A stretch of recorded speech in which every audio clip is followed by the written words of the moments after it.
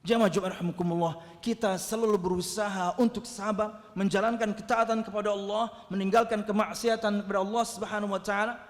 Itu juga perlu kekuatan.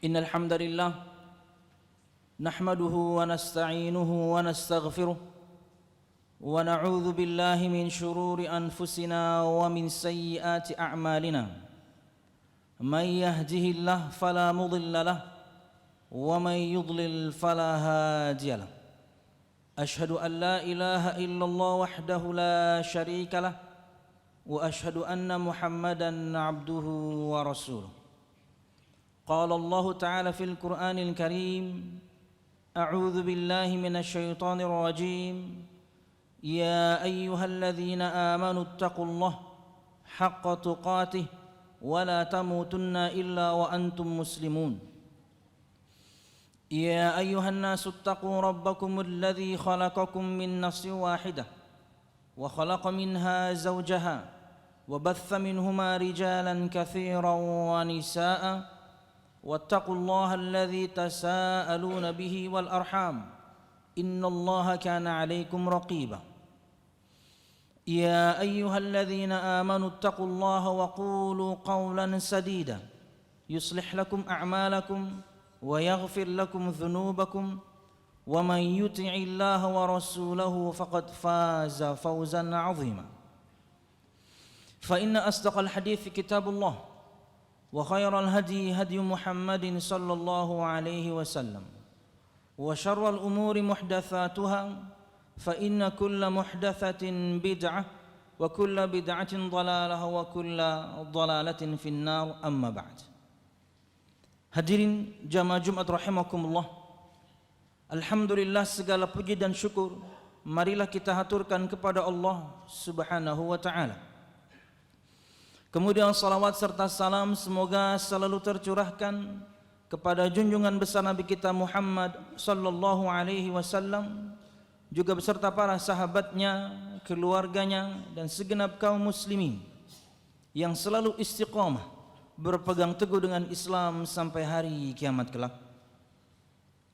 Hadirin jamaah Jumat rahimakumullah, di antara hari-hari yang paling utama secara mutlak selama 1 tahun adalah 10 hari pertama dari bulan Dzulhijjah.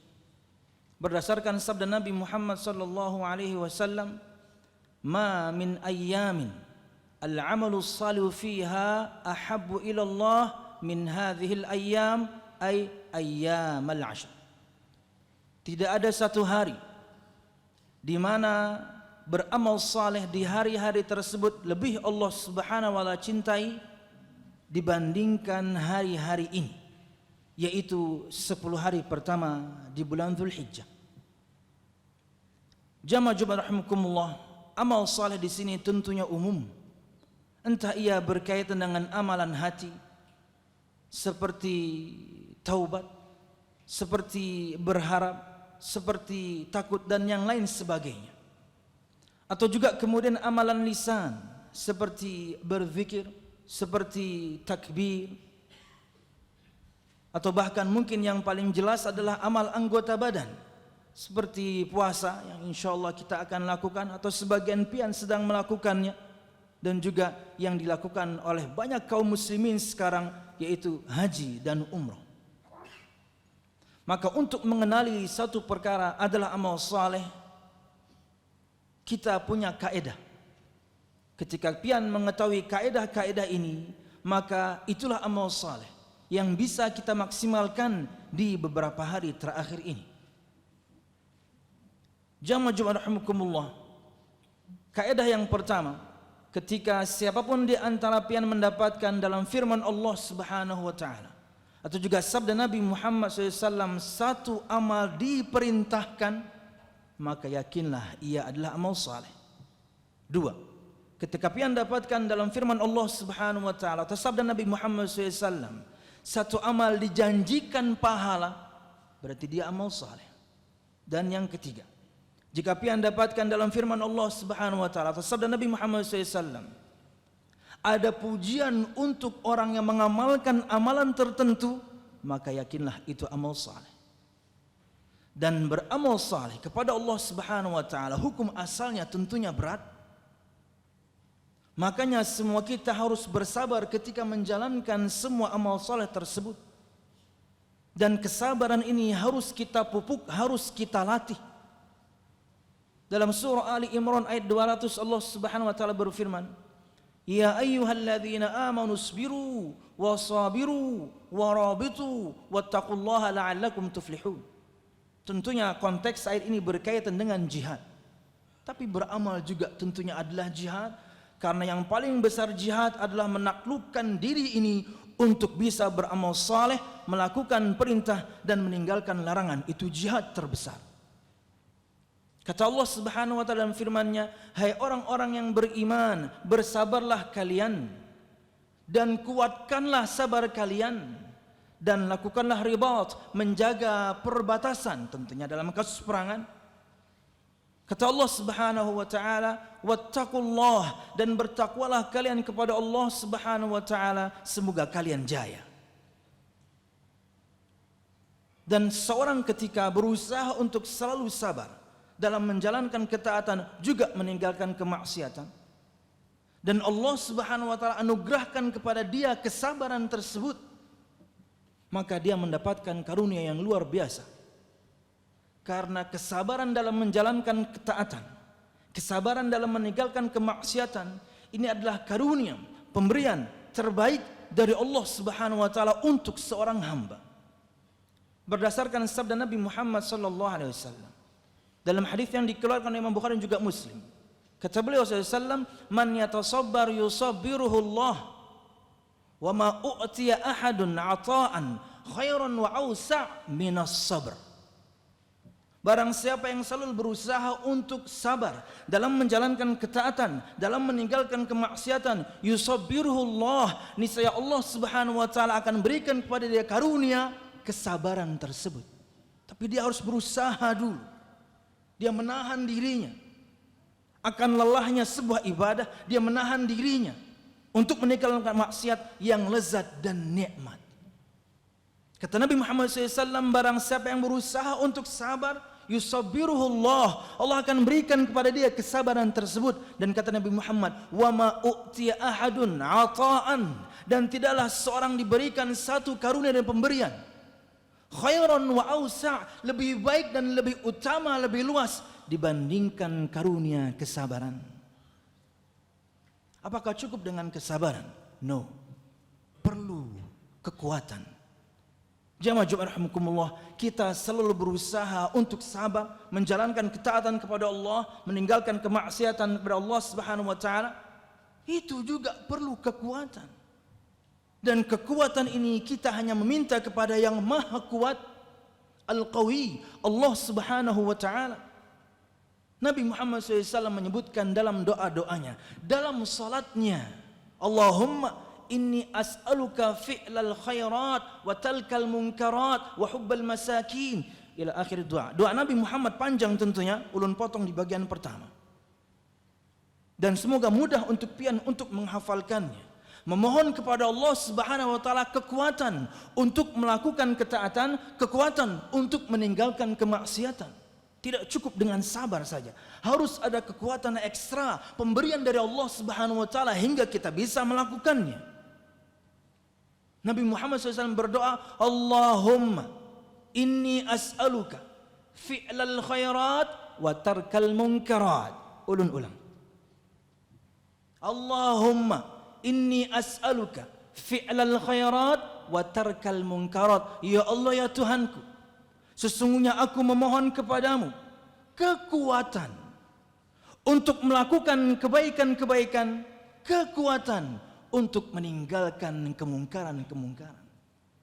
Dengan dua hal ini insyaallah karunia sabar dari Allah Subhanahu wa taala, karunia kekuatan dari Allah Subhanahu wa taala, insyaallah siapapun di antara kita mampu untuk menjalankan ketaatan ini dengan mudah, ringan hati kita untuk melangkah ke masjid, membawa sepeda motor kita ke masjid, sepeda kita ke masjid, mobil kita ke masjid, melakukan amal saleh ini dan itu, meninggalkan juga larangan ini dan itu. Kenapa? Sudah Allah berikan kepadanya kesabaran, anugerah kesabaran. Sudah Allah berikan kepadanya anugerah kekuatan.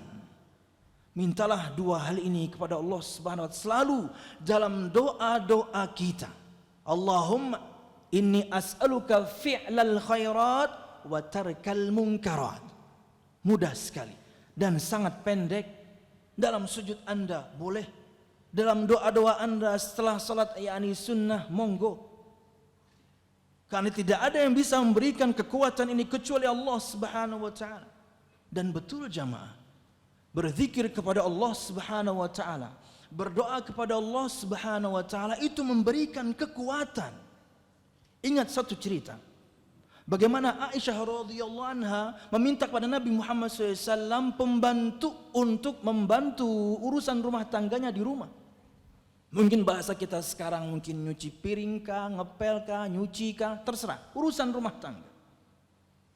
Tapi ketika Aisyah radhiyallahu anha datang pada rumah Nabi Muhammad SAW, kala itu Nabi Muhammad tidak ada. Kemudian beliau radhiyallahu anha kemudian pulang.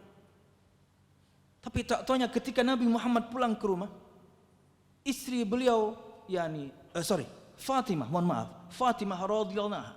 Kemudian begitu beliau pulang, Aisyah mengkabarkan, wahai Rasul, tadi Fatimah anakmu datang. Dia mengeluhkan sesuatu. Enggak usah, biar saya yang mendatangi dia. Kemudian Nabi Muhammad langsung datangi Fatimah di malam hari, ketika Fatimah dan suaminya Ali bin Abi Thalib siap untuk istirahat. Kemudian kata Nabi Muhammad SAW, apa yang kamu inginkan, wahai Rasul? Wahai ayah, saya ingin seorang pembantu yang bisa membantu segala urusan rumah tangga ini. Bahasa kita kasarnya, cukup capeklah saya ngurus sendirian. Kata Nabi Muhammad SAW, maukah kamu aku tunjukkan akan satu amal yang dengannya Allah Subhanahu wa taala akan berikan padamu kekuatan. Nabi Muhammad mengatakan, lebih baik daripada kamu memiliki seorang pembantu. Para ulama menerjemahkan dengan artinya ketika Nabi Muhammad berikan ajaran ini, seorang akan diberikan kekuatan ekstra. Lalu Nabi Muhammad ajarkan kepadanya zikir yang biasa kita sebutkan setiap selesai salat. Subhanallah 33 kali, Alhamdulillah 33 kali, Allahu Akbar 34 kali hingga genap 100. Kata Nabi Muhammad, bacalah zikir itu sebelum kamu tidur. Lebih baik untukmu daripada seorang pembantu. Kata para ulama menerangkan, berarti zikir ini memberikan kepada seorang kekuatan.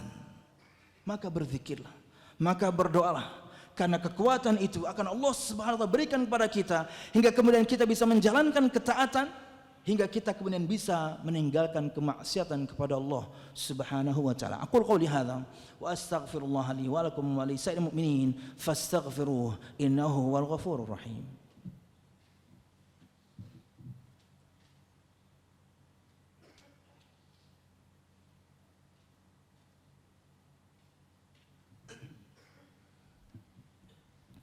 Alhamdulillah, alhamdulillahilladzi hadana li hadza wa ma kunna linahtadiya laula an hadanallah.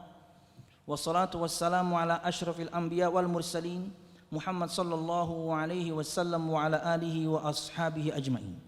Alladzi harabal batil wa ayyadal haqq wa tamasar radha'il wa ahyal fadha'il wa tammama makarimal akhlaq wa hadan nasa ila siratim mustaqim. صراط الذين أنعم الله عليهم من النبيين والصديقين والشهداء والصالحين وحسن أولئك رفيقا. Hadirin jamaah Jumat rahimakumullah. Dan spesifik amal yang ingin ulun sampaikan yang sangat dekat untuk kita setelah ini adalah salat jenazah. Ya, tapi tentunya mungkin kita tidak bisa mengejarnya karena ada di Masjid Imam Syafi'i. Karena keutamaan salat jenazah luar biasa, mendatangkan pahala dari Allah Subhanahu wa taala begitu besar. Semoga Allah Subhanahu wa taala mengampuni dosa beliau, merahmati beliau, ayah dari Al-Ustadz Al-Fadhil Abu Mahlin. Apakah kemudian kita berkecil hati karena nggak bisa menyolatkan karena timingnya mungkin akan sempit? No, kita masih bisa mengantarkannya ke kuburan. Kata Nabi Muhammad SAW, man syahidal janazah hatta yusalliya falahu qiratun wa man syahidal janazah hatta tudfana kana lahu qiratani. Qila wa mal qiratan? Qala mithlul jabalainil azimain. Dalam riwayat Imam Bukhari, kata Nabi Muhammad SAW, barang siapa yang menyaksikan jenazah sampai dia menyolatkannya, maka baginya satu karat. Kemudian barang siapa yang menyaksikan jenazah hingga mengebumikannya, menyolatkan dan menguburkan, maka baginya 2 karat. Ketika ditanyakan kepada Nabi Muhammad SAW, apa maksud 2 karat wahai Nabi Muhammad SAW, kata beliau, mithlul jabalainil azimain, pahala seperti 2 gunung yang sangat besar. Di riwayat yang lain, asgharuhuma mithlu Uhudin, salah satu di antara yang paling kecil sebesar gunung Uhud. Gunung Uhud itu tingginya kurang lebih 300 meter, tapi total pegunungannya 8 kilo. Dan kita tahu semua gunung di muka bumi ini yang terlihat itu hanya 30%, 70%-nya menghujam ke bumi karena dia pasak untuk bumi ini. Pahala untuk orang yang sholat jenazah, pahala untuk orang yang sholat jenazah hingga kemudian sampai mengebumikan, apalagi kemudian tentunya setelah itu kita mendoakan. Siapapun di antara kalian yang sekarang mungkin datang dengan mobil dan dia memiliki 5 penumpang, Anda bisa bawa 4 orang. Mobil dia 7 penumpang, dia bisa bawa 6 orang. Anda mungkin ingin pakai sepeda motor, gambut, cuma 7 kilo dari sini. Monggo. Ini amalan terdekat setelah ini yang bisa kita lakukan. Mungkin sholat jenazahnya kita tidak terkejar, tapi mengantarkan ke kuburnya insya Allah bisa kita kejar. Yang kedua, dan ini mungkin besok, semoga Allah Subhanahu wa taala panjangkan umur kita sampai besok lah. Amin. Hingga bisa menjalankan satu ibadah ini, yaitu puasa Arafah. Yang disebutkan oleh Nabi Muhammad SAW, keutamaan dan fadilahnya luar biasa besar. Kata Nabi Muhammad SAW dalam riwayat Imam Muslim, siyamu yaumi Arafah ahtasibu ala Allah Subhanahu wa taala ayyukaffira as-sanata allati qablah was sanata allati ba'dah. Puasa hari Arafah 9 Dzulhijjah, terlepas dari perdebatan, sebagian kaum muslimin melakukannya sekarang, sebagian kaum muslimin, untuk saya pribadi, tentunya besok. Puasa hari Arafah 9 Dzulhijjah, aku berharap kepada Allah Subhanahu wa taala akan menghapuskan dosa-dosa 1 tahun yang sebelumnya, 1 tahun yang akan datang, subhanallah.